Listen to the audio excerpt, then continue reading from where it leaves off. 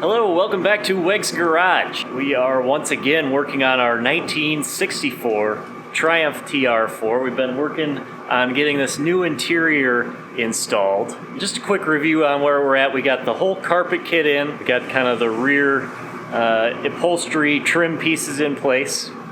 We also got both passenger and driver's side windows installed. So it seems like the next logical step would be to put the door panels on. The problem is we don't want to put those on just yet because if we have to make any adjustments on the windows once we see how the top fits, that's going to make it really hard to do, and those panels don't exactly look too easy to take on and off. So what we need to do before we do that is get the top, the soft top or the hood attached on the car. And in order to do that, we need to first get this aluminum trim pieces here in place and get all the rest of the fixings that hold the top in place. So that's what we're going to start working towards today. We'll see how far we make it.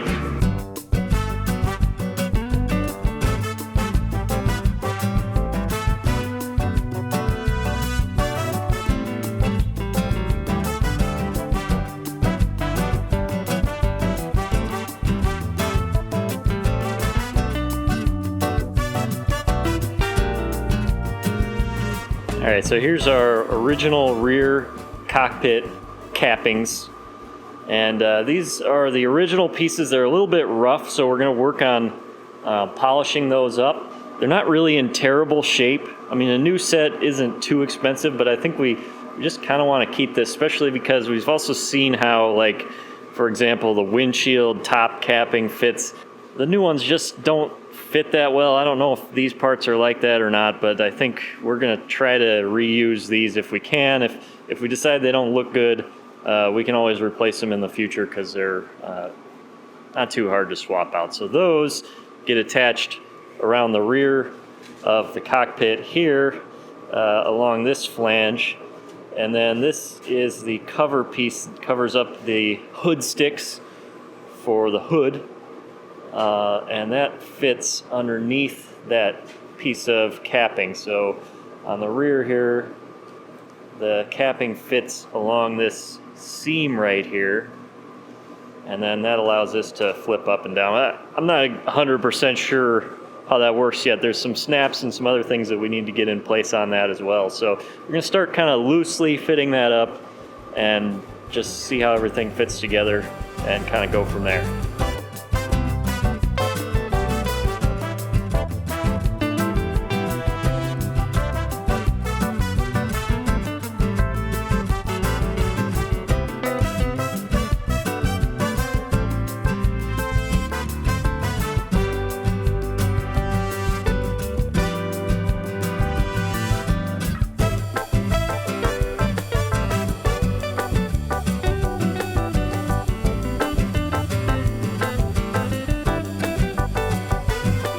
All right, so here we're starting to get the center rear cladding piece in place. So far we've got 2 of the press stud pegs in place here. As you can see, they go through the cladding and hold this part on the car. Our car has 16 of those press studs going around here. There's 14 short ones and there are 2 longer ones, and the longer ones go in this position and the corresponding one on the other side, and those are to hold the extra webbing strap for the top in place, which we don't have yet, but so it's important to get those in the right spot, otherwise they just go right across. So we're going to keep working across. You can kind of see here that there's a little bit of a sewn seam here, and that's what you want to get lined up with the edge of this piece. So that's what we are doing now.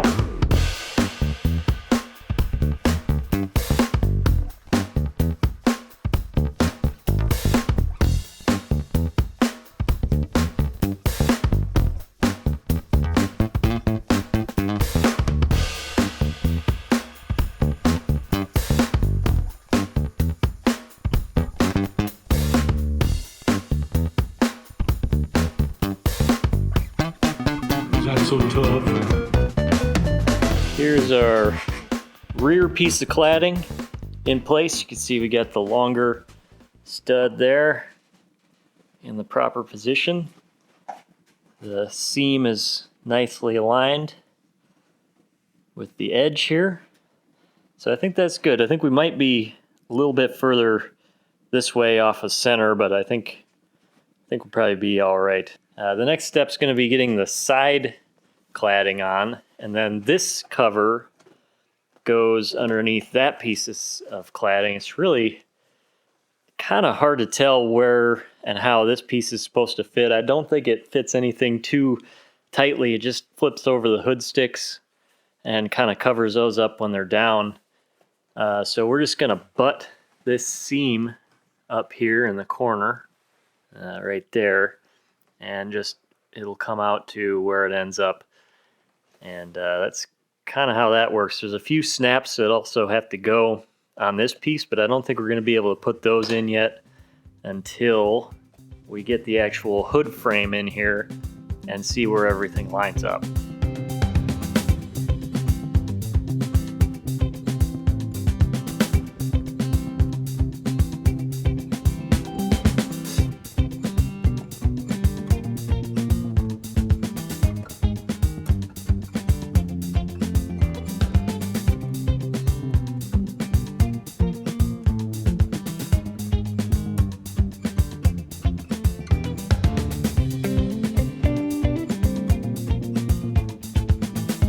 Okay, so this piece is now in. For whatever reason, we're not really sure. Might be the thickness of this padded vinyl material here, but the holes, the little indentations in the cladding, they don't quite line up with our fasteners, but I think it's okay. Everything else seems to fit pretty nice. It just looks kind of funny when they're not centered, but I think it's this. I really do. And nobody said Mr. Triumph put padding underneath that vinyl. Yeah, it may just be a situation where this is more padding, or there is padding where there wasn't padding on the original car. So Yeah, because if we took that padding off, then I'll bet this would allow the whole works to go down further, and these would come up. yeah, I think that's about all it would take. Because this is nice stuff. And you wonder if Triumph originally even bothered with padding, if they just didn't leave the vinyl and stop the padding here. Mm-hmm. I don't know. Once we got into it, we kind of realized that it's kind of important that the front edge of this goes all the way up to the front of this cladding. You can see that right there. So we had to kind of pull everything forward a little bit to get it up there. Otherwise, you can see some of the body work under there. And then in the back, it's just kind of butted together, covers everything up real nice. So that's all looking good. One other little detail here that I don't think would have been on the original car, but on the rear edge here, we actually added a little bit of rubber trim to kind of seal this up and also protect the paintwork from the sharp edge of this metal cladding. And it's basically just a little U-shaped piece of rubber that fits around there. Dad found that on McMaster car. I'm not sure if it's really needed or not, but it seems like it'd be nice to kind of keep the water from getting under there and dust and stuff like that, and also keeps the cladding from rubbing against the paint and causing any problems that way.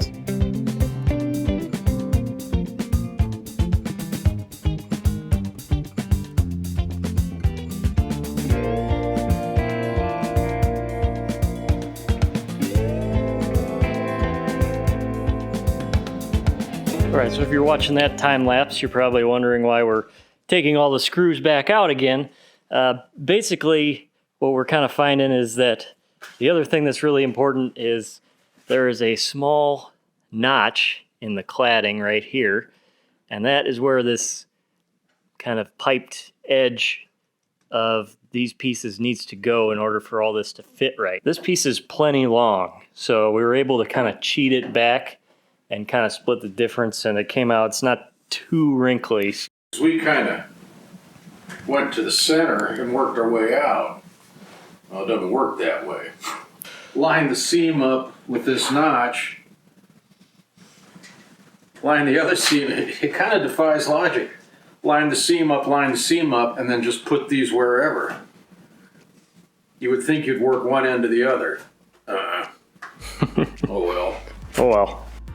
But we got it now, so we're gonna put it back together, and then we'll get this other side put on, and that's it.